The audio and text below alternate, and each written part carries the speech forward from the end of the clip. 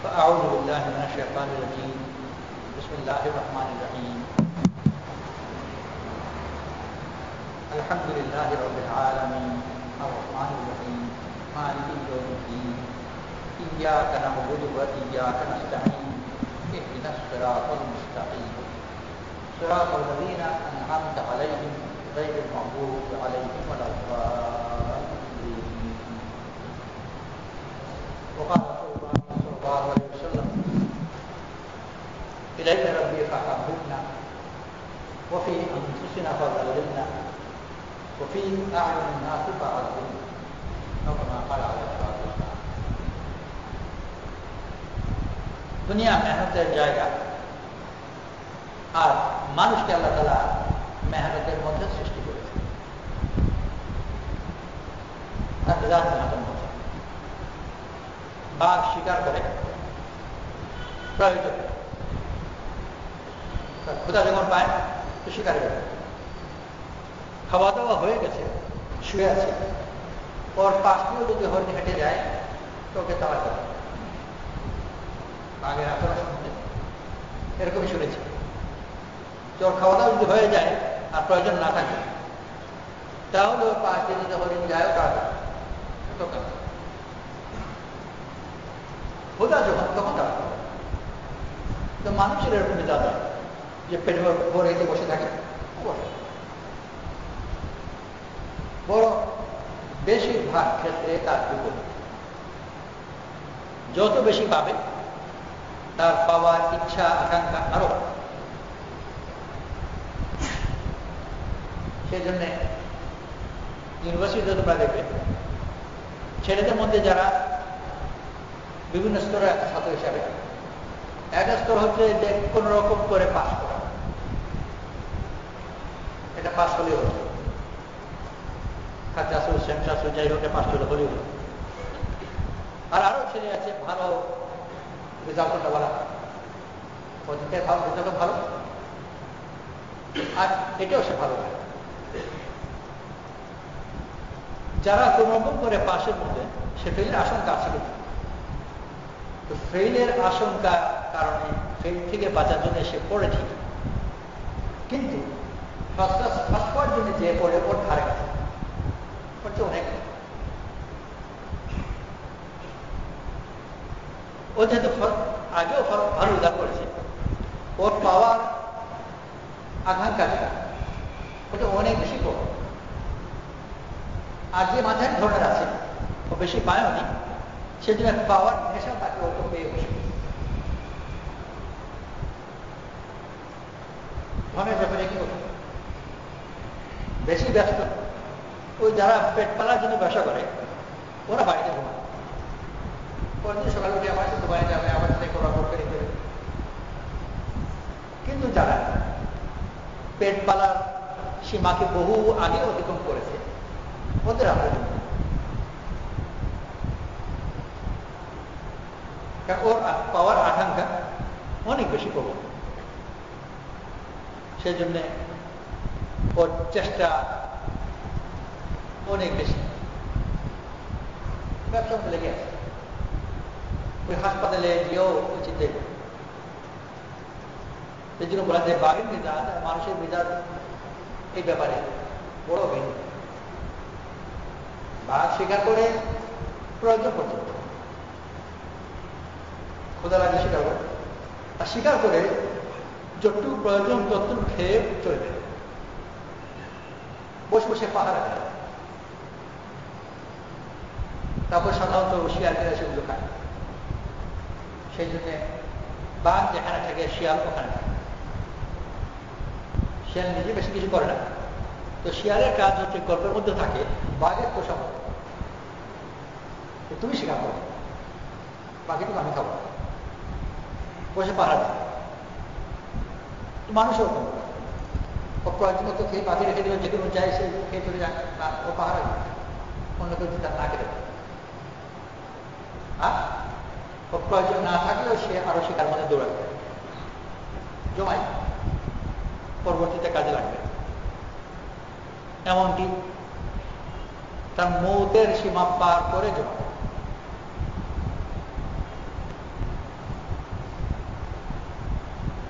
আল্লাহ তাআলা আম্বিয়া আলাইহিস সালামকে পাঠিয়েছেন মানুষকে তার মেহনতের পথ দেখানো। আর মেহনতের পথ দেখানো মানে হচ্ছে প্রথম কথা তাকে শেখানো যে তোমার কাম্য কি, লক্ষ্য কি। লক্ষ্য যে করে, মেহনত যে করে, তাহলে লক্ষ্য অর্জন করার জন্য মেহনত করে। আর যা যে ধরনের চাওয়া সেই হিসাবে এর পেছনে তার মহব্বত গুলো কাজ করে। ছেলে খুব পড়াশোনা করছে, ভালো রেজাল্ট চায়, ভালো রেজাল্টের পেছনেও অন্য কিছু আছে। ভালো রেজাল্ট হলো, ফার্স্ট ক্লাস হয়েছে, একা একা চুপচাপ ঘরে বসে কাছে। তার বন্ধু খোঁজ করতে এলো, সে তো ভালো গিয়ে খুব উল্লাসে খাবে, যেহেতু ফার্স্ট ক্লাস হয়েছে, এটা তাই দিনের কাম। গিয়ে দেখি বসে কাঁদছে। কেন কাঁদছ? ফার্স্ট ক্লাস পেলে ফার্স্ট হলো, এটাই তোমার কাম্য ছিল। যার জন্য ফার্স্ট হওয়া সে তো আর নেই, মা তুমি তাকে মারা গেছে। আমি কাকে গিয়ে বলবো যে ফার্স্ট হয়েছে? ওই ফার্স্ট হতে চাই ঠিকই, কিন্তু এর পেছনে আরেকটু আছে, কারো ভালোবাসা। আল্লাহ তাআলা আম্বিয়া আলাইহিস সালামকে পাঠিয়েছেন। ওই আমার যে দূর লক্ষ্য, কাকে আমি ভালোবাসি, ওইটাকে ঠিক, ওই ভালোবাসা যদি ঠিক হয় তাহলে তার বাকি সব পথ। আর গল্পই আছে, আর এই বিশাল তো কোরআন শরীফের মধ্যেও আছে যে তারকার দিকে তাকিয়ে পথ তারকা সে যাবে, আর তার প্রয়োজন। মানুষ এখানে পৃথিবীতে আছে, অধ্রুব তারা কোথায়, কত দূর, কেমন করে যাওয়া যায়, ওইসব চিন্তা করা অভাব। কিন্তু প্রতিটি জন্য বড় কাজ ওই তারকার দিকে তাকিয়ে তাকিয়ে সে চলে, সে নিজের বাড়ি করবে। তার কাছে পৌঁছাবার তো কারণ নেই, কিন্তু ওই যে টাকার হতো, ওই যে টাকালে নিজের বাড়ি যেতে পারে, নইলে উত্তরে যায়, দক্ষিণে যাবে, কোথায় হারিয়ে যাবে মরুভূমিতে, সমুদ্রের মতো ডানে বাইরে কোনো চিন্তা, সব দিকে সমান লাগে। অন্ধকার হাতে সমান লাগে, এমনকি দিনে বিভিন্ন সময়, দুপুর বেলাও কোন দিকে।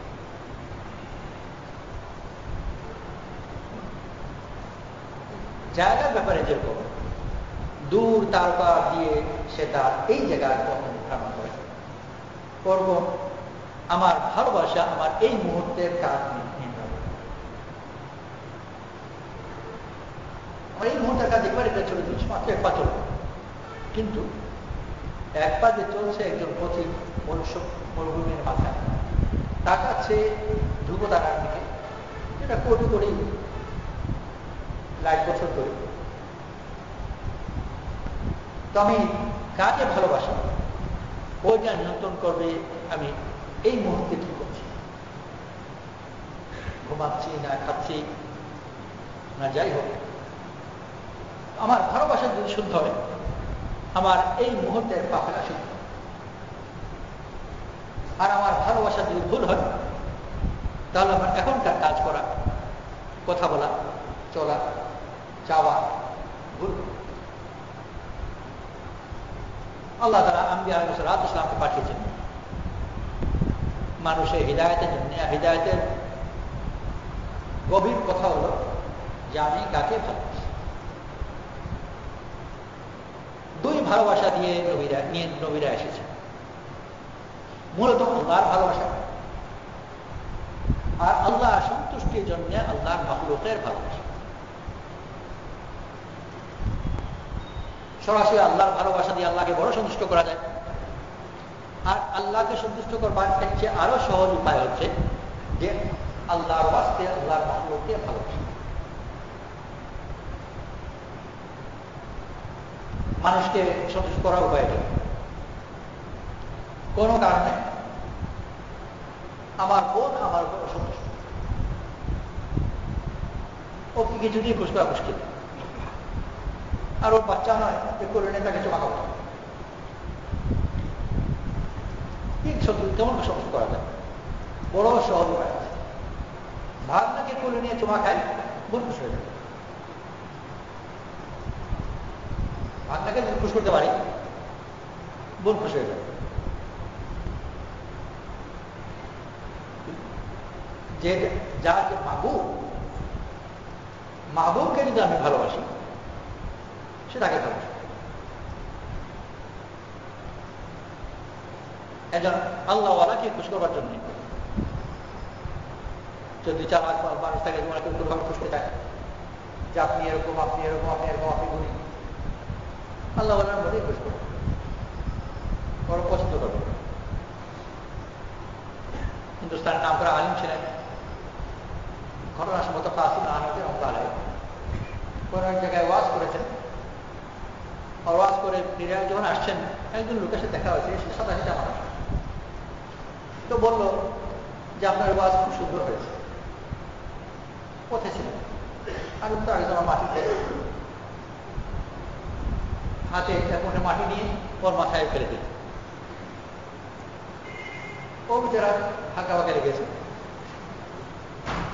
পাগল নাকি? কিন্তু কথা হলো এটি যে এটি হুকুম, তোমার প্রশংসা করলে তার মাথায় মাটি, খুশ হবে না, মাথায় মাটি দেবে। হযরত ইলিয়াস রহমাতুল্লাহ জমানায় মশওয়ারা মজলিসের মধ্যে বসেছেন। কেউ তাবলীগের কাজ প্রশংসা করছে, ভালো কাজ, কিন্তু প্রশংসা করতে গিয়ে এই কাজের সাথে যেহেতু আমরা ইলিয়াস রহমাতুল্লাহ জড়িত, ওনার প্রশংসাও হয়ে যাচ্ছে। সেহেতু উদ্দেশ্য তাবলীগের কাজে প্রশংসা করা, কিন্তু এর সাথে মনে ইলিয়াস রহমাতুল্লাহ প্রশংসা হচ্ছে সামনে। মনে ইলিয়াস রহমাতুল্লাহ কাছে ছিলেন, বয়স্ক, উনি একটা ছোট কাগজের মধ্যে কিছু মাটি নিয়ে ইলিয়াস রহমাতুল্লাহর সামনে ওইটা এগিয়ে দিলেন।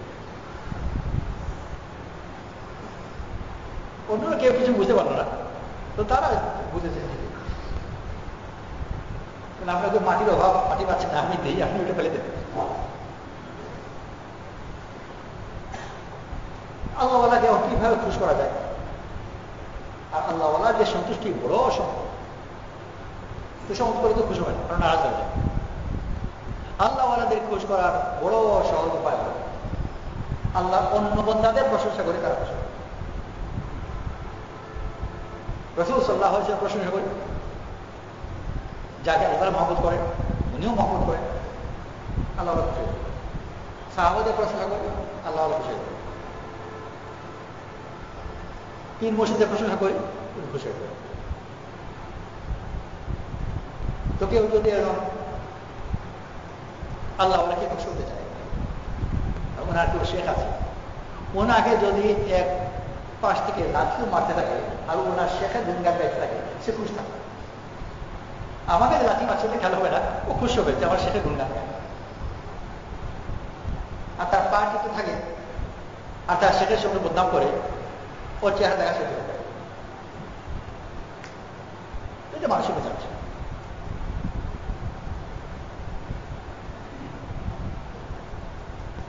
সমাজে মানুষের খুশি থাকবে না। বাচ্চা, কোনো বাচ্চার ব্যাপারে কোনো ত্রুটি যদি কেউ বলে, তাহলে ওই বাচ্চার মা এ বাকি জীবনের জন্য সহ্য করবে। ও কোনো মা ওর ছেলের কোনো খারাপ কথা সহ্য করতে পারে, সে আসলে খারাপ হোক তার মতো সে ভিন্ন, ওর গুণগান গাইতে পারে। তো আল্লাহকে সন্তুষ্ট করার জন্য বড় সহজ উপায় হল আল্লাহ বান্দাকে সন্তুষ্ট। আল্লাহ তো তার সব মাখলুককে পছন্দ করেন, কাফির সহ, কিন্তু মুমিনদের জন্য, নেক বান্দাদের জন্য আলাদা কাজ হয়। এই জন্য আল্লাহকে নারাজ করার জন্য, আল্লাহ নেক বান্দাদেরকে নারাজ করলে আল্লাহ যত নারাজ হয়, সরাসরি আল্লাহর বিরুদ্ধে কোন কাজ করলে আল্লাহ তত নারাজ হয়। আল্লাহ নাফরমানি করে, আল্লাহ হুকুম অমান্য করা, লঙ্ঘন করা, আল্লাহর সাথে সরাসরি বেয়াদবি। মসজিদের সিঁড়িতে বসে বিক্রি করছে আর আজান হচ্ছে আর নামাজ পড়ে আসে বিক্রি করছে, ধরেই না, এর চেয়ে সরাসরি আল্লাহর সাথে বেয়াদবি হবে। কিন্তু আল্লাহ তাআলা তারপর আযাব নাযিল করেন না। কিন্তু আল্লাহ তাআলা নেক বান্দাদের সাথে যদি কেউ বেয়াদবি করে, আল্লাহ তাআলা সাথে সাথে আযাব নাযিল করেন। মান আদা লি ওয়ালিয়ান ফাকাদ আযানতু বিল হারব। আমার ওলির সাথে যে শত্রুতা করল, আমি তার বিরুদ্ধে যুদ্ধ ঘোষণা করি। আল্লাহর সাথে শত্রুতা করে তার ব্যাপারে আল্লাহ তাআলা হালিম, সহনশীল। কিন্তু আল্লাহ ওলির সাথে যে শত্রুতা করে ওই ব্যাপারে আল্লাহ তাআলা হালিম, আজিজুল যুল ইন্তিকাম, কঠিন বদান এবং সাথে সাথে আল্লাহ ওয়ালাদের সাথে গুস্তাখি বড় মার। আল্লাহ তাআলা আমাদেরকে দ্বীন দিয়েছেন। দ্বীন এই দুই জিনিস, এক হলো আল্লাহকে ভালোবাসা, আর ওইটারই শাখা হলো আল্লাহর মাখলুককে ভালোবাসা। আর এর সাথে সাথে নিজেকে আল্লাহর সামনে ছোট জানা। আল্লাহর সামনে নিজেকে ছোট জানা ওটা কোনো কঠিন কাজ। ও কাহিল বসিগর যে আল্লাহর সামনে নিজে পড়াই করবে। কারণ আমার সম্বন্ধে এরকম বলা হয় যে যত নিজেকে বড় ওরা দাবি করতে, আবার একা একা নাকি আল্লাহকে বলতো যে আসল কথা তুমি জানো, ওদেরকে বলি আর। তো যদিও মানুষের সামনে অহংকার করত, কিন্তু সে জানে মনের ভিতরে যে আসলে সে ছোট, আল্লাহর মোকাবেলায় ছোট। এই ব্যাপারে কাফির মুশরিকও আল্লাহর মোকাবেলায় নিজেকে ছোট জানে, নিজেকে বড় মনে করে, কিন্তু মাখলুকের ব্যাপারে নিজেকে বড় মনে করে। এটা মানুষ। আর এই জন্য মাখলুককে নিজের চেয়ে বড় মানা, আল্লাহর সৃষ্টিকে, এটা তার জন্য কঠিন। আল্লাহকে বড় মানে নেওয়া কোনো কঠিন। ইবলিস এটা তার অপরাধ নয় যে আল্লাহকে সিজদা করতে রাজি, আল্লাহকে লাঠি সিজদা করতেও রাজি, কিন্তু আদম আলাইহিস সালামকে সিজদা করতে রাজি, কারণ সে আল্লাহর সাথে অহংকার করে। এই তো বলেন আমি তোমার ওরা আদমের ওটা কত মুশকিল। আমাদেরও ওই একই সমস্যা। আমরা কেউই আল্লাহর সামনে নিজেকে বড় দাবি করি না, কিন্তু এখানে যারা আছে কোনো ব্যতিক্রম আছে কিনা যায় না, অনেক মাখলুকের চেয়ে নিজেকে বড় দাবি করে, কেউ বেশি কেউ কম। আর কারোর চেয়ে যদি নিজেকে বড় দাবি না করতাম তাহলে এখানে এত মজুর থাকতাম না। ছাদটা ভেঙে থেকে উড়ে কোথায় চলে যেত। এই টুকি আমাদের মধ্যে আছে বিভিন্ন মাত্রায়। আর আল্লাহ ওয়ালাদের যে সিফত, যে মেহনত করে আল্লাহর মোকাবেলায় নিজেকে ছোট করা শিখেছেন, কিন্তু ওই শিখে থেকে প্রকাশ হলো যে আল্লাহ মাখলুকের মোকাবেলায় নিজেকে ছোট করে দেখা শিখে। আর আল্লাহ তাআলা জানেন যে মাখলুকের মোকাবেলায় নিজেকে ছোট করা, মাখলুকের ভালোবাসা আর মাখলুকের সামনে নিজেকে ছোট করা, এইটাকে সাধারণত এই দুই জিনিসকে মিলিয়ে আখলাক। তো দিনের দুটো অংশ, ইবাদত এবং আখলাক।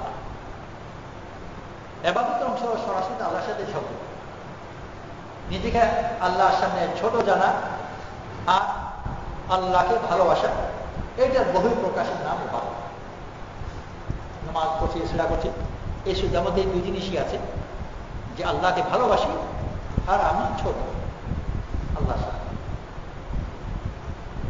আর আখলাক হচ্ছে মাখলুককে ভালোবাসি আর আমি তার সামনে ছোট, দুটো জড়িত।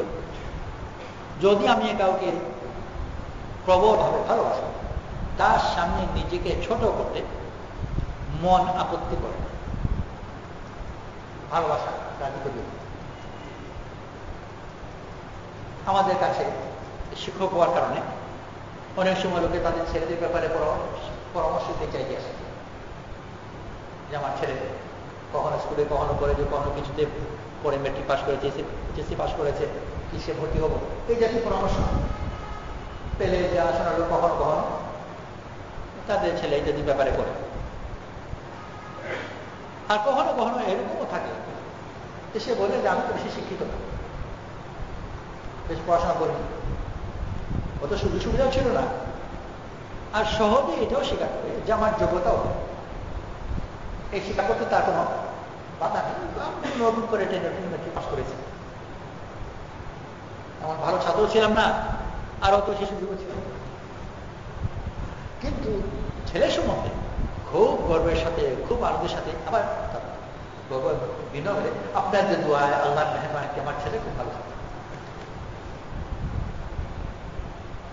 আমি টেনে টেনে মেট্রিক পাস করেছি, আর আমার ছেলে ভালো ছাত্র, আপনাদের দোয়ায় হোক আর যা যেভাবেই হোক, এটা মানতে তার কোনো আপত্তি নেই, বড় তার খুশি লাগে। কারণ নিজেকে বড় মানতে তার আপত্তি করার কথা। তো ছেলের ভালোবাসা প্রবল হওয়ার কারণে ছেলের ব্যাপারে এই আপত্তি, অন্যের ব্যাপারে হয়তো কথা করে। তো এই জন্যে নিজেকে ছোট মনে করা আর যার মোকাবেলায় নিজেকে ছোট মনে হচ্ছে তাকে ভালোবাসা, এই দুটো জরুরি। যত বেশি আমি তাকে ভালোবাসতে পারবো তত বেশি নিজেকে তার মোকাবেলায় ছোট মেনে নেওয়া সহজ, বরং আনন্দের। নিজে ছোট চাকরি করে, ছেলে বড় অফিসার, তো ছেলে বড় অফিসার হওয়ার কারণে হিংসা তো হবেই না, বরং তার খুব খুশি, খুব প্রকাশ করে। মনে করা যায় কোন এক অফিসে কেউ ওর ছেলে অফিসার চাকরি পেয়ে গেল, বাপ যখন খবর পাবে যে আমার ছেলের অ্যাপয়েন্টমেন্ট হয়ে গেছে, ওই কিছুক্ষণের মধ্যে একজন পিয়ন বাকি থাকবে না যাকে কোনো না কোনো ভাবে কথা জানা। সাদা সিধা যদি হয় সরাসরি বলবে আল্লাহর মেহরবানি দোয়া করে আমার ছেলে চাকরি পেয়েছে। আর যদি যত সাদা সিধা ধরনের না থাকে তাহলে ঘুরিয়ে পেছিয়ে বলবে।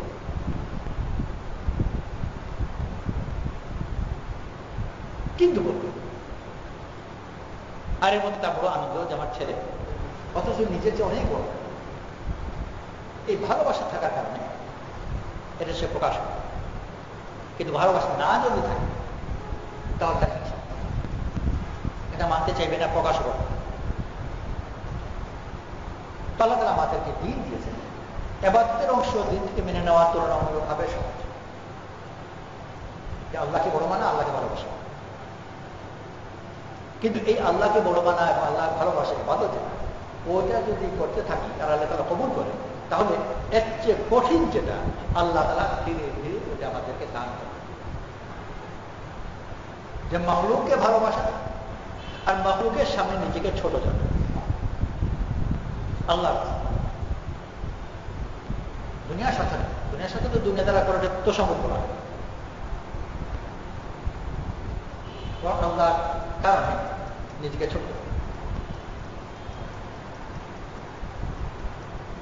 ওমর রাদিয়াল্লাহু আনহু এক সময় আইন জারি করলেন যে বিয়েতে দেনমোহর ব্যাপারে একটা সীমানা, এর চেয়ে বেশি দেনমোহর কেউ দিতে পারে। কোরআন শরীফে তালাকের ব্যাপারে হুকুম আছে, যদি তোমার স্ত্রীকে তিনটার পরিমাণেও দিয়ে থাকতো সম্পদে, এরা দিয়ে দিয়েছো ফেরত নিয়ে, কিন্তু বলে যদি স্তূপও দিয়ে থাকো ওটা আবার ফেরত। এতে প্রমাণিত স্তূপ দেওয়া যায়, দেওয়ার দিন না দিল কেমন করে। আর ওমর লাইন করলেন যে দেনমোহর এটা সীমানা আছে, চেয়ে বেশি যেন না। এটা করে যে সমাজের অবস্থা পরিপ্রেক্ষিতে বর্তমানে ওটা দেখা যায়, আমাদের দেশেও আছে, উপার্জন বা সমর্থ 5,000ও নেই, আর দেনমোহর দিয়েছে 5 লক্ষ। ও জানে কোনোদিন ওটা আদায় করতে পারবে না, আর আদায় করার নিয়ত নেই। আর এটাই যদি থাকে ওর বিয়ে হবে। কোনো কোনো দেশে আবার কোনো কোনো আরো দেশের মধ্যে আছে যে এই ফাসাদ ওদের মধ্যে নেই যে যেমন আদায় করবো না যেমন আদায় করেছিল, কিন্তু বড় বড় হওয়ার কারণে ওই টাকা জমা করতে করতে দাড়ি পাকে দাঁত নড়ে, তারপর গিয়ে দিব, কারণ অনেক টাকা লাগে। কোনো পক্ষ চায়, মেয়ে পক্ষ আসলে রাজি আছে জামাতে তো টাকা কিন্তু বিয়ে তো হোক, কিন্তু সমাজের একটা চাপ থাকার কারণে ওরা এত বড় অঙ্ক ছাড়া রাজি হতে পারে, ফলে বিয়ে হচ্ছে না। তো এইসব মুসিবত তখন থেকে আরম্ভ হয়ে গেছে। কিছু না কিছু দূরদৃষ্টি ছিল, ওমর তারা নিষেধ করে দিয়েছেন যে দেনমোর এর উপরে হতে পারে না। যাচ্ছিলেন মদিনায় এক মহিলা একবার জোরে ডেকে বলেন, হ্যাঁ ওমর, তোমার কথা মানবো না আল্লাহর কথা মানবো? কেন? তুমি তো আইন করেছ যে এত ঊর্ধ্বে দেনমোহর হতে পারে না, আর আল্লাহ তাআলা যে বলেছে যে স্তূপ দিয়ে থাকা তাও ফেরত না, স্তূপ দেওয়া তো আল্লাহ তাআলা জায়েজ করেছে।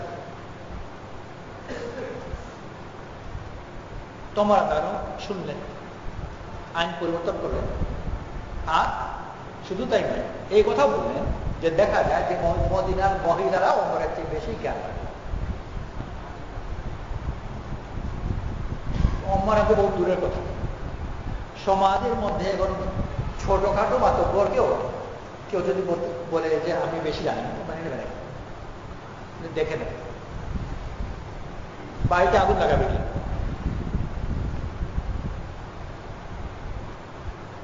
রুক্ষ ভাষায় ডেকে ওনাকে যে কথা বললেন ধরে গেলেন, বড় বিনয়ের সাথে কথা থাকে, কত রুক্ষ ভাষা আছে।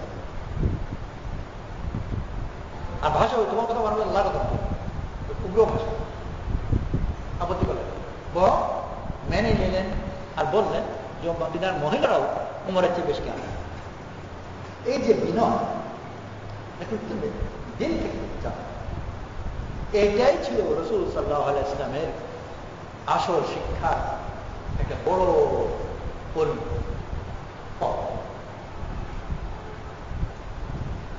রাসূল সাল্লাল্লাহু আলাইহি ওয়াসাল্লাম যে শিখিয়েছেন, আমরা যেটাকে শিক্ষা বলে থাকি, যে কোরআন যারা হাদিস দ্বারা, ওইটা প্রধান জিনিস ছিল না, প্রধান ছিল তাদের মনের ভিতরে সিফাতগুলো বলা।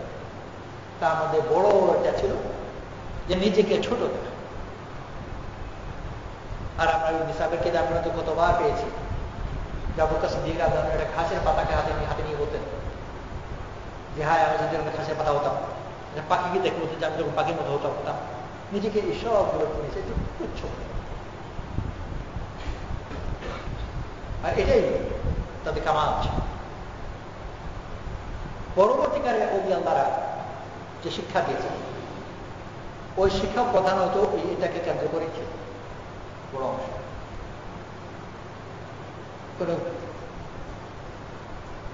পীরের কাছে কেউ মুরিদ হতেন শিখার জন্য, বছর বছর 10, 20, 15, 40 বছর পর্যন্ত শিখছেন। জাহির ভাবে বোঝা মুশকিল কি শিখছে, সিলেবাস নাই, বই নেই, খাতা নেই।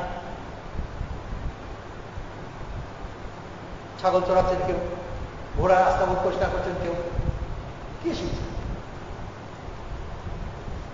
নিজেকে ছোট দেখা, আর এটা বই পড়িয়ে হয়। বই পড়াবে আখলাকের উপর, যে নিজেকে ছোট দেখার ফজিলত কি, যে নিজেকে ছোট মনে করে আল্লাহ তাকে বড় মনে করে, এ হাদিস সে মুখস্থ করলো, মুখস্থ করে বাইরে গিয়ে চ্যালেঞ্জ দেবে যে বল বেটা হাদিস আখলাকের কি কি হতে চাইছি। যদি বলতে না পারলো, গর্তব্যের সমাজ এতদিন করে একটা ভালো হাদিস জানে, তো কি শিখাতে চাইলে কি শিখল? বিনয়ের পর হাদিস শিখে হয়ে গেল অহংকারী। তো আল্লাহওয়ালারা ওর কোন শিখাতেন, বরং অহংকার শিখাতেন যে ঠিকই তার মধ্যে বিনয় আছে, অহংকার। হিন্দুস্তানের বহুত বড় বুজুর্গ ছিলেন আব্দুল কুদ্দুস গঙ্গোহী রহমাতুল্লাহ, ওনার বিশেষ খলিফা ছিলেন নিজামুদ্দিন বালখি রহমাতুল্লাহ। বালখি খেলাফত ওখানে চলে গেছেন, পরবর্তীতে আব্দুল কুদ্দুস গাঙ্গুহি রহমতুল্লাহ আলাইহির ছেলে আবুল হাসান গাঙ্গুহি রহমতুল্লাহ আলাইহি, উনি ওনার বাপের খলিফার কাছে গেছেন বালখি। যখন বালখি রহমতুল্লাহ আলাইহি পীরের ছেলেকে পেয়েছেন, পীরজাদা বলে, পীরজাদাকে মাথায় তুলে রেখেছেন, আদর যত ওনার পায়ের বসে বসা পাটি ব্যবহার যত আদর সম্মান তত করা যায় করলেন। ফিরে যখন আসছেন, এগিয়ে দিতে এসে পেছনে পেছনে উনি হাঁটছেন। উনি বললেন, অর্থাৎ আবুল হাসান গাঙ্গুহি রহমতুল্লাহ আলাইহি ওনার বাপের খলিফা নিজামুদ্দিন বালখি রহমতুল্লাহ আলাইহিকে বললেন যে আমি তো এর জন্য আসিনি, অর্থাৎ আপনি যে আদর যত আমাকে করলেন আমি এর জন্য আসিনি, তাহলে আপনি কিসের জন্য এসেছিলেন? আমার বাপের কাছ থেকে আপনি যে সম্পদ পেয়েছেন সেই সম্পদের সন্ধান, অর্থাৎ দিন। এই কথা যখন শুনলেন ওরা ফিরে দিল। আর মুহূর্তের মধ্যে আচরণ বলতে গেল, আগে তো শুধু হুজুর হুজুর জুড়াম করে পাটি বেঁধে মারা বেঁধে আরো খাপে আসলে কারণে মারে, ও কারণে মারে, ওরকমই পারে। ওনাকে ঘোড়ার আস্তাবল পরিষ্কার করতে করার কাজে লাগায়, আর ওনার শিকারি কুকুর ছিল, শিকারি কুকুরে দেখাশোনার কাজ। খাবার করো, পেট ভরে না, কাজ বেশি, বহুদিন এরকম কঠিন পরিশ্রম করতে হবে। তো সব শিক্ষার মধ্যে পরীক্ষা পাচ্ছে, পানির পরীক্ষা দিয়ে পাশ করে তারপর যেতে হবে। তো পীরের জন্য পরীক্ষা আছে, পরীক্ষার পদ আগে থেকে তারই নির্ধারণ না থাকে না, যদি পরীক্ষা থাকে ঠিক তখন পরীক্ষার সময় ওনার পরীক্ষা কিভাবে নিলেন? মেথড দিয়েছিলেন, মেথরানিকে বললেন যে ময়লা নিয়ে যাওয়ার সময় ওর পাশ দিয়ে নিয়ে যাবে। ময়লা তো একটু দূরে থাকে, কেউ ময়লার একটু কাছে তো যেতে চায়, একটু বেশি বেশি কাছে দিয়ে ঘৃণা লাগে। আর ও কি করে বা কি দেয় শোনা, তাই করলো, একেবারে পাশ দিয়ে ময়লার টুকরে নিয়ে গেল। কিছু বললেন না, কিন্তু একটু রাগের দৃষ্টিতে তাকালেন। আর এটা বললেন যে যদি গাঙ্গু হতো, মানে বাপের বাড়ি যেত, এখানে তো পীরে বাড়িতে আছে, কিছু করতে পারছি না, যদি গাঙ্গু হতো।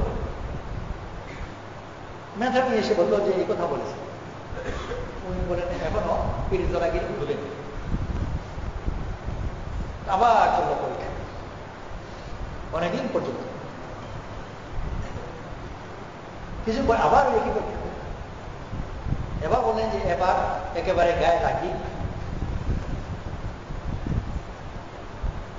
দেখি করে, আবার তাই বলবো, ময়লাও কিন্তু গায়ে লেগেই গেল। এবার কিছু বললেন না, আর অত রেখে তাকালেন না, কিছু বললেন। এসে মেথা বললো যে এবার কিছু বললো না, কিছু করলো না। তুই বলতে কিছুটা হয়েছে, পুরোপুরি হয় সেকেন্ড ক্লাসে পড়ে। উনি তো চান্দিকা ব্যাংকের ফার্স্ট ক্লাস, চলুন। আর ওখানে চলো মানে এক্সেপশন, কিন্তু বছরের হিসাবে খুব আপাতত 10 বছর। আবার এবার বললেন যে ওর উপর ময়লা ফেলেই নি, আর কি করেছে তাই তো। রাস্তার পাশে বসেছিলেন, ওইদিকে গিয়ে কোনো একটা বাহানা করে ময়লা ফেলে। উনি উঠে মেথানির কাছে হাঁপায় জোরে, হাতে জোরে মাপ খেতে লাগেন, বড় ভুল হয়েছে, আমার মাকে মাপ করো, আমার এখানে বসা উচিত হয়নি, ভুল জায়গায় বসেছিলাম বলে কিছু খেয়ে গেলে পড়ে গেলে এগুলো মজা হলো। আর মারা তুলে দিচ্ছে, মারা করে না, এগুলো তোমাকে বসে করতে হবে, আমার দোষ আমি পরিষ্কার করবো। আর বারবার করে তার কাছে মাপ করছে, সে সেদিন বলবে উনি বলে কাজ করে গেছে, খেলা করবি পারে। কি শিখালেন, কি দেখলেন? যে নিজেকে ছোট দেখা শিখে দিন।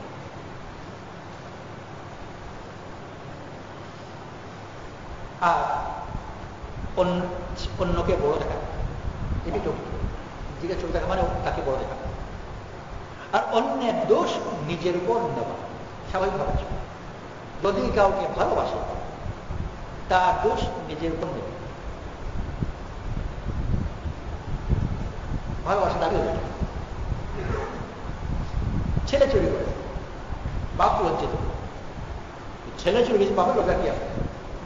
বলতে পারছে ও ছেলে চুরি আমার কাবো, কারণ ছেলে যে চুরি করেছে সে যেভাবেই হোক কোনো না কোনোভাবে নিজেকেই দোষী করবে।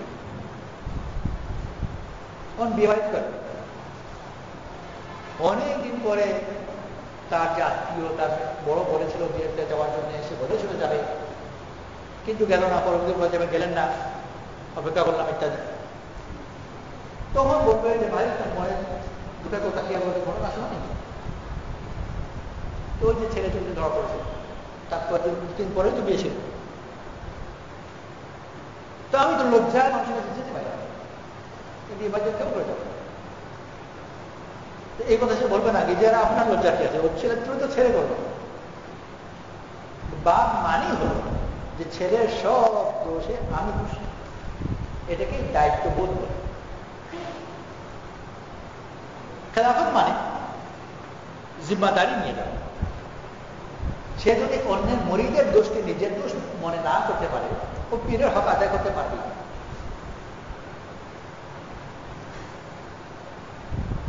উস্তাদের হক আদায় করতে পারবে না, ছাত্রের দোষকে নিজে নিজে মনে হবে।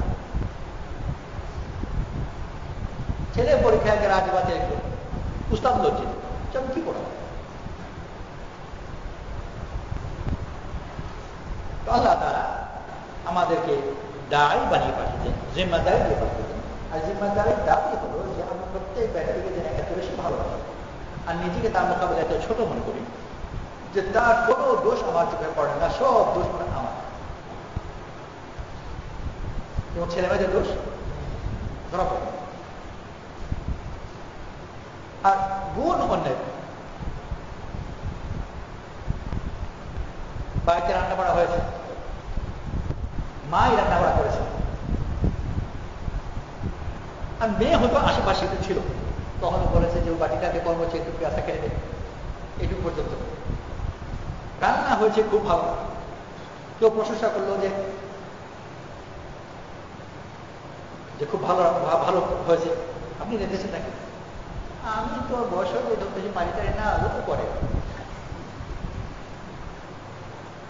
আসলে নিজেই করেছে। কিন্তু যখন প্রশংসা পাচ্ছে তখন ওটা মেয়েটিকে ঢেলে দিচ্ছে, তো ওই দিকে যাবে। আর যদি বলে খারাপ তো ওটা নিজের উপর টেনে নেবে। কোন একটা দোষ হয়েছে রান্নার মধ্যে, তুমি মেরে দিচ্ছে নাকি? একটু কাজ করে পাঠিয়েছিলাম, ও ছিল না, আর আমি গেছিলাম, আমার ভুল করে ফেললাম, একটু মেরে টেনে টেনে নিচের দিকে নেবে। আর এটা কি জিম্মাদারি,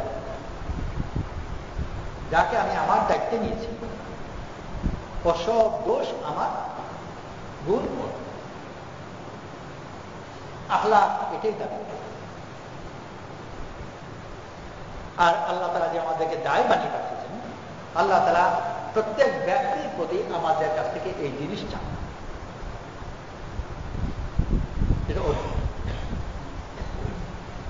আর এই জন্য মেহনত করে নিজের মধ্যে পরিস্থিতি করা করা যে আমি তাকে এত ভালোবাসি যে তার প্রতি ভালোবাসার কারণে আমি নিজে তার ছোট মনে করি সব গুণ তার মনে হয় দোষ আমার। আর এগুলো যে করছে স্বতঃস্ফূর্ত ভাবে করে, ওই যে বাপ লজ্জিত হয়ে গেল ছেলের কারণে, কেউ বলছে নিজেই। আর মা যে রান্না বাড়ার গুণ মেয়ের উপর দিচ্ছে, অনেক সময় এগুলো সে মনে করে যে আসলে তো আমি রেখেছি, তার মধ্যে ঠিকই মেয়ে ধরে ভালো ভালো মনে হয় ও করেছে, আর খারাপটা নিজে দিকে মনে হয়। দিনের একটা মেহনতের মাধ্যমে মাখলুকের প্রতি আমার এত ভালোবাসা জন্ম, যেন তার সব গুণ মনে হয় তার সব দোষ। যত বেশি এটা শিখতে পারবো তত বেশি আমার মধ্যে আখলাকের উন্নতি হচ্ছে।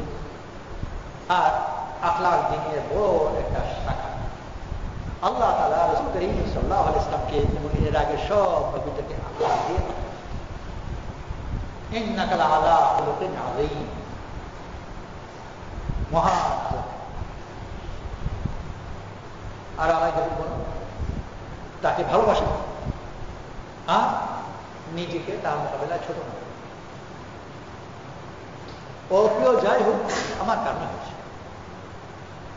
শুনেছি ঘটনা, তার বিস্তারিত সত্যতা জানি না।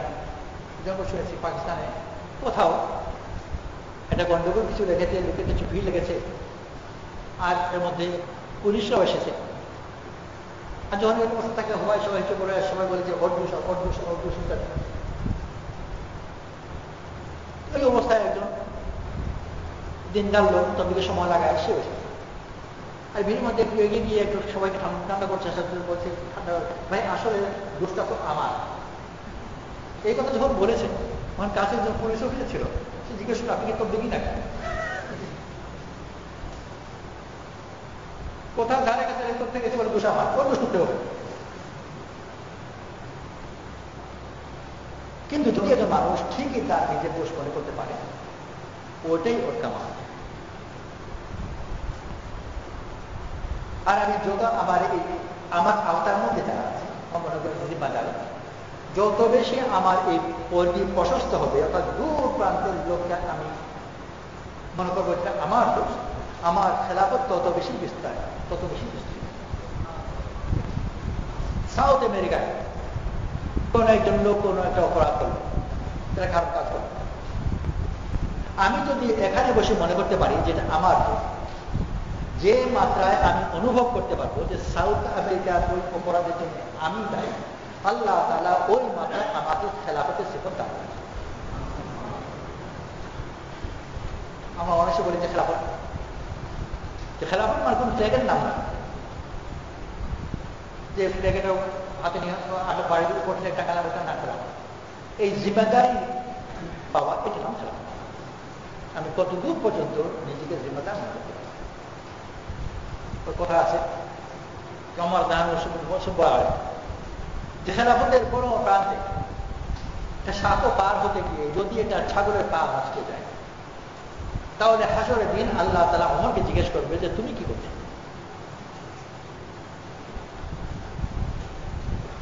যেখানে কিছু হোক না কেন এটা আমার। যত বেশি কথা আমি নিজের মধ্যে আনতে পারবো, তত বেশি আল্লাহ তাআলা আমার মধ্যে খেলাফত দান, খেলাফতের সিফত বা খেলাফতের যোগ্যতা দান করেছে। আর অন্যের মঙ্গলের প্রতি একটা প্রবল ভালোবাসা, যেটা কাজ করা এটা দায়িত্ব হিসেবে, মনের আবেগে, মনের দাবিতে। ঘটনা আমরা জানি, নির্জন জায়গায় একজন মহিলা তার বাচ্চাদেরকে ঘুম পাড়াবার জন্য পাতিলের মধ্যে পানি সিদ্ধ করবে। ঘটনা তো শুনেছি। ওমর রাদিয়াল্লাহু আনহু বাইতুল মাল থেকে দৃষ্টি এনে দেন, রান্না করে দেন খাবারে। তারপর যাওয়ার সময় কিছু দূর গিয়ে বসে, আর বসে বাচ্চাদেরকে দিকে তাকায়। ওনার সাথে ওনার গোলাম ছিল আসলাম। আরেক কথা বললেন, এদেরকে কাঁদতে দেখেছি, আমার মন চাচ্ছে এদেরকে কিছুক্ষণ হাসতে দেখি। আনুষ্ঠানিক দায়িত্ব যেটা খলিফা হিসেবে, খলিফা হিসেবে দায়িত্ব এতটুকুই, ওইটা তার দায়িত্বের পূর্ণতা যে এর খাবার বন্দোবস্ত করে দেবে। দায়িত্ব বন্দোবস্ত করে দিয়েছে, খাওয়া দাওয়া হয়ে যাবে, কাজ শেষ। এটা হলো জাহিরি দায়িত্ব শেষ করে। রুহানি কামাল হচ্ছে ওর হাসির মধ্যে আনন্দ পাওয়া, এটাও ওর দায়িত্ব। জাহিরি আইনি আনুষ্ঠানিক দায়িত্ব নয়, কিন্তু আসল খেলাফতের দায়িত্ব ওই তার কান্নার মধ্যে চোখের পানি পড়া, তার হাসির মধ্যে আনন্দ পাওয়া। যে তার জন্য খাবার বন্দোবস্ত করে দিলাম, এইটুকু দায়িত্বের একটা অংশ, শুধু বাহ্যিক অংশ। তার একটা প্রাণ আছে, আর প্রাণ হচ্ছে তার খুশির মধ্যে, তার হাসির মধ্যে আনন্দ পাওয়া। ওটা কখন হবে? যখন তার প্রতি ভালোবাসা। বিনা ভালোবাসার দায়িত্ব হতে পারে। আর দুনিয়াতে অনেক জাতি আছে, অনেক ব্যক্তি আছে, তারা অনেকে দিন জানেই না, অনেক নাস্তিক, কিন্তু এই আনুষ্ঠানিক দায়িত্বগুলো সুন্দর আদায়।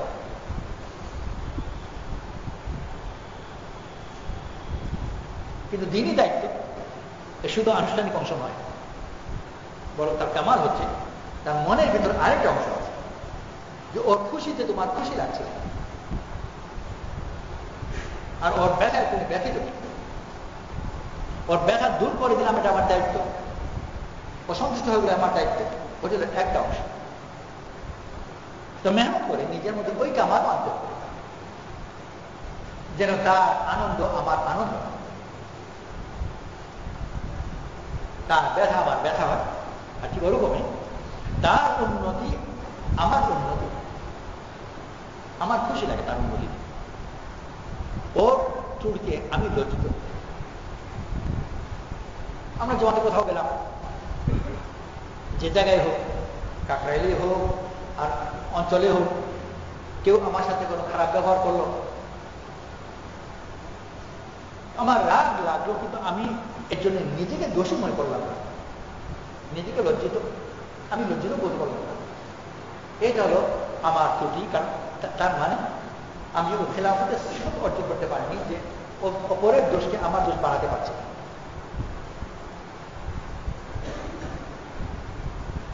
যে আমার সাথে অনেক খারাপ ব্যবহার করলো, আমি যদি খুব সহজে এর বর্ণনা দিতে পারি, এরকম করলো এরকম করলো এরকম করলো, আর এই বর্ণনা দিতে গিয়ে আমার চোখের পানিও পড়ছে না, আমি লজ্জিত হচ্ছে না, তার মানে ওর ভুলগুলোকে আমি আমার নিজের ভুল হিসেবে নিতে পারছি। যদি আমার ভুল মনে করতাম, তাহলে আমি এটা লুকাবার চেষ্টা করতাম। কোনো বাপ তার ছেলের দোষগুলোকে লোকের কাছে বলে বেড়ায়, তার মেয়ের দোষ মা বাপ অন্যের কাছে বলে। কোন পীর তার মুরিদের দোষ অন্যের কাছে প্রকাশ করতে চাই। ঠিক ওরকম যে মুসলমান হিসেবে কোন একজন মুসলমানের কোনো ভুল আমি যদি সহজে প্রকাশ করে দিই, তার মানে মুসলমান হিসেবে আমার কাছে যে সিফত চাওয়া হয়, ওই সিফতের ব্যাপারে আমার বড় অতিথি রয়েছে। এর মধ্যে আরো বেশি তবলিগের একটা মেহনত করি, আল্লাহ তার মেহরবানি করে আমাকে মেহনত দান করেছেন। আরো যারা এই মেহনতের সাথে কোনোভাবে জড়িত আছে, তারা আমার সাথে কোনো খারাপ আচরণ করলো বা আমাদের কারোর সাথে কোনো খারাপ আচরণ করলো, আর এই ব্যাপারে যদি আমি লজ্জিত না হই, তার মানে এই মেহনতের হক যে আমার উপর আছে ওটাকে আদায় করতে পারছে, শুরু হচ্ছে না। মেহনত শুরু এটা ছিল যে এই মেহনতের নাম যার সাথেই লেগেছে, তার সব দোষকে নিজের দোষ মনে হয়। আমি যে বড় পরিবারের প্রতি আমার যে আনন্দ থাকে, তৃপ্তি থাকে, তাহলে এই পরিবারের কোন বদনাম আমি বাইরে যেতে দেব। পরিবারের ছেলে হয়তো গাঁজা খায়, চুরিও করে, কিন্তু এটা গোপন রাখবার চেষ্টা করবো যে পরিবারের বদনাম না হয়। তার মানে হলো যে এই গোটা গোষ্ঠীর প্রতি আমার একটা ভালোবাসাটা আছে। আর যদি সহজেই এগুলোকে প্রকাশ হতে দিই, তার মানে এই পারিবারিক ঐতিহ্য বা পারিবারিক আনন্দ গৌরব ওগুলো ওর কাছে কিছু নেই। আল্লাহ তাআলা আমাদেরকে যে ওর দিনের কাজ দিয়েছেন, এই কাজ আমার কাছে এটাও দাবি করে যে কাজ কিনা আমি এত ভাজা পেলাম, এই কাজের সাথে যেই জড়িত যে কোনোভাবেই হোক, তার সব ত্রুটি আমার ত্রুটি, আমি এটাকে গোপন দোয়া চেষ্টা করি। বাপ শুধু গোপন রাখে না, ছেলে চুরি করেছে, গাঁজা খেয়েছে, গোপন রাখে, আবার এটাকে সারাবার জন্য যত সম্ভব চেষ্টাও করে। দোয়া দিয়ে হোক, বুঝিয়ে হোক, সরাসরি হোক, তার বন্ধুর মাধ্যমে হোক, বেপরোয়া থাকে না, কিন্তু প্রকাশ হোক। আল্লাহর মাহবুবদেরকে, আল্লাহর বান্দাদেরকে ভালোবাসা, এর দ্বারা আল্লাহর মহব্বত এত বেশি পাওয়া যায় যে সরাসরি আল্লাহর ইবাদত করে অনুসরণ তত বেশি পাওয়া যায়। বেশির হাফি রহমতুল্লাহ এইটা ওরা বড় শিক্ষক ছিলেন, বড় উঁচা আখলাকের ছিলেন, অন্যের প্রতি দরদ বড় প্রবল ছিল। বাগদাদের প্রচন্ড শীতের মধ্যে প্রায় খালি গায়ে, কেউ বললো যে এরকম ঠান্ডার আপনি এরকম খালি গায়ে বসে আছেন, তো বলেন যে অনেকে জামা কাপড় নেই, আমার সামর্থ্য নেই যে আমি তাদেরকে দিই, এইটুকু তো করতে পারি যে আমিও তাদের মধ্যে একজন দিই। এটা ধরো একজন লোক বলবে যে তাতে কি লাভ, আমাকে বোকা, যে এই কথা যদি বলে তাতে কি লাভ হলো বোকা নেই, ওর বুদ্ধির দিকের কথা ঠিক, কিন্তু সেই মানুষটা নিষ্প্রাণ, ও প্রাণের একটা দিক বুঝতে পারে। মা বাপ ছেলের কোনো কষ্ট থাকলে নিজেরও উপভোগ করতে পারে। ছেলে জেনে আর জেনেও কিন্তু চাদরও দেয় না, পালিশও দেয় না, কিছু না, শীতে কাঁপছে, তো ঘরে মা বাপ লেপের নিচে আরাম করে শুতে পারে। আমি লেপে না শুয়েছেন, আমার ছেলে বড় করতে কখনো বিদেশে হয়তো যেখানে ঠান্ডা আছে, তো শুনলো যে বড় ছেলেকে জেলে নিয়ে গেছে, আর ওখানে জেলে জামা কাপড় নিয়ে বরফের মতো ঠান্ডা, তো লেপের নিচে শুতে পারে। ওর লেপের নিচে না শোয়াতে ছেলের কিছুই হচ্ছে না, কিন্তু শুতে পারে। বিশেষ হাজার মতো আড়াই খালি পায়ে জন্য সম্ভবত ওই একই কাজ। কত লিখে জুতো নেই, আমি কেমন করে জুতো নেই, খালি পায়ে জন্য। আর পেয়েছেন কি আহমদ আমার আলী সমস্যা আমার ইমাম খুব সম্মান করত। তো কেউ না কেউ আগে এবার জিজ্ঞেস করলো যে আপনি হচ্ছেন দুনিয়ার সেরা আলী, আর বেশিরভাগ একজন সাধারণ মানুষ, আপনি ওনাকে এত কদর করেন, রহস্য। উত্তরে বললেন যে আমরা হচ্ছি আলিম বি কিতাবিল্লাহ, আর বেশির হাফি হচ্ছে আলিম বি, আমরা আল্লাহর কিতাবের আলিম, আর বেশির হাফি আল্লাহর আলিম, ও সরাসরি আল্লাহকে আল্লাহ এত ঘনিষ্ঠ পরিচয় কেমন করে পেয়ে গেলেন? ওটা কোনো ব্যাখ্যা নেই, তবে আল্লাহকে পাওয়ার বড় একটা রাস্তা হলো যে আল্লাহর মহব্বতকে পাওয়া।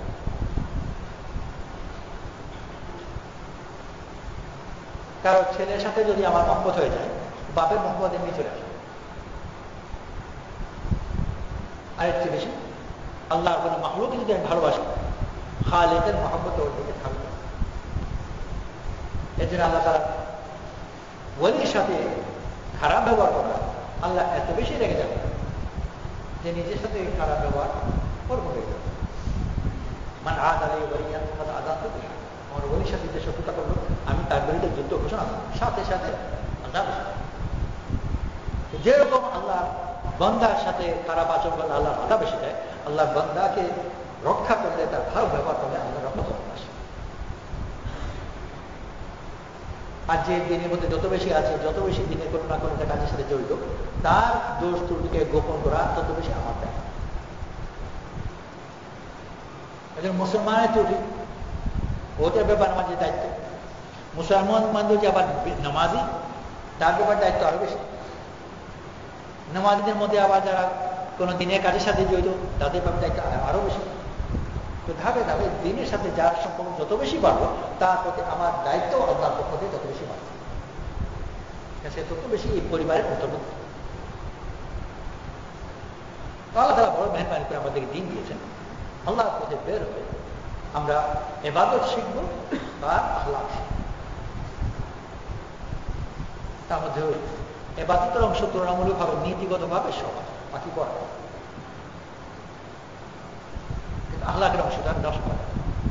আল্লাহর কাছে ভুল করলাম, মাফ চাওয়া, ইস্তেগফার করা, একেবারে সিজদায় পড়ে দুই হাত তুলে চোখের পানি ফেলে আল্লাহর কাছে ইস্তেগফার করা খুব সহজ।